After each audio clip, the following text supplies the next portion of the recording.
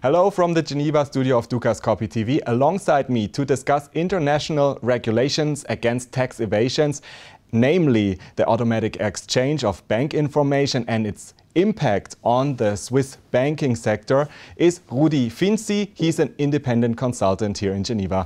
Rudi, welcome to the studio. Yes, thank you, Daniel, for inviting me. So, Swiss has been the 58th member to sign an automatic exchange agreement by OECD recently. So, what does this regulation now mean for the Swiss banking sector in general? Yes, you know, Switzerland is an active player, although a neutral country, but it has always been a country that has been collaborating in the international arena. So, this is a normal process that goes on already with the signing in 2013 of the multilateral agreement, which was mostly powered by the OECD countries and the Global Forum, where the mutual exchange on information on the taxes have been perceived as one of the objectives of collaboration in the international arena. So was it the right thing for Switzerland to actively engage also in the regulation and also even if it wasn't really in favor of the idea? You know, right or not right thing, I think this is one of the qualities which are not to be brought in, but it was a necessary thing, you know. Now, with all the changes, globalization, as well as all global processes that are in fact hitting the earth, the world, Switzerland could not stay behind nor aside. So it was a very wise approach to comply. And Switzerland is a country that has always put a lot of efforts into regulations. And this is a collaborative country. One should not forget that Switzerland has always been engaged on the neutral sides, but it was always part of the international arena. And one must say, with growing problems of indebtedness of countries, then with a lot of tax evasion of clients that have been into different fiscal systems, Switzerland was indeed in the situation to start as a part of the global system, an active player, and it did a very good job.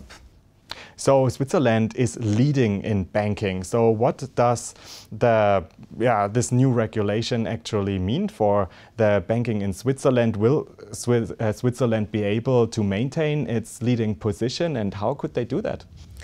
Yes, you know, Switzerland being a neutral country, it has bilateral collaboration with the countries. So Switzerland has already signed the mutual bilateral exchange of information. Now the question is how it can apply this system of the bilateral into multilateral, and especially with the standards of OECD.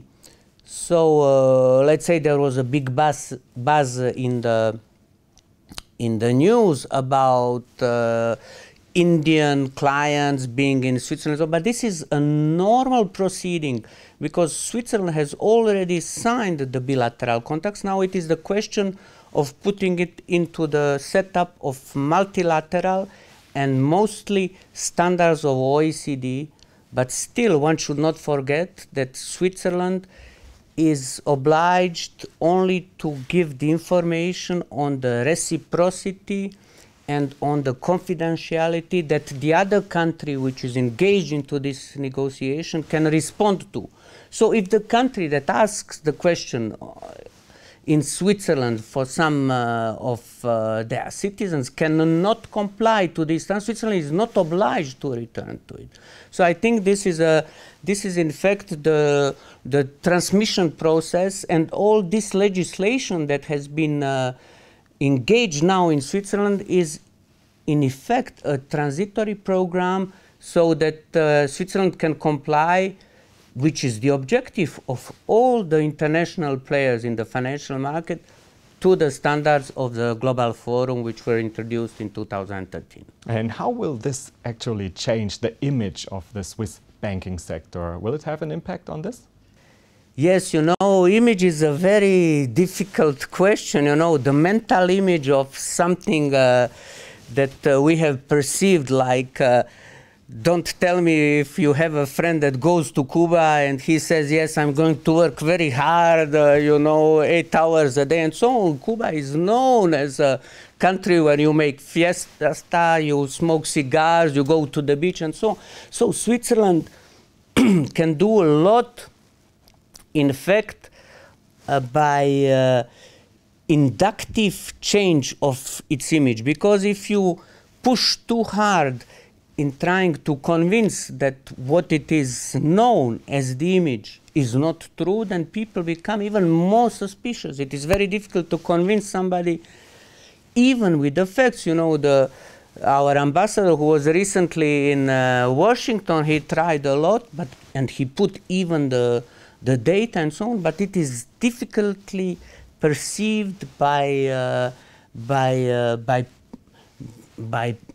public to change the mental image. I think we should be very innovative, and we should go into complying with this approach to change slowly but surely the image. This is anyway the slogan of Switzerland, surely and slowly. That's right. And so the banking secrecy has been seen as carved in stone, couldn't change. Now it has changed. So what are your thoughts surrounding this this topic now, and maybe also your final thoughts for today? Yes, Switzerland, you know, Switzerland has already been very innovative in introducing the banking secrecy in the late 30s. It was in fact to protect the patrimony of Jews from Germany and so on.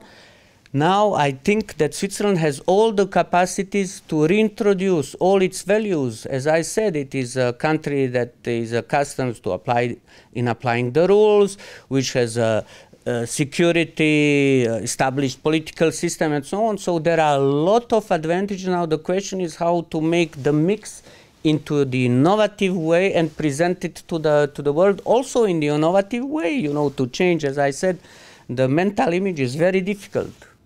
Rudi Finci, independent consultant here in Geneva, thank you very much for your visit in our studio today. Yes, it was a pleasure. Thank you very much. And thank you for watching. Do make sure to keep clicking back on the Dukas Copy TV website for latest updates and exclusive interviews. Have a great day and see you next time.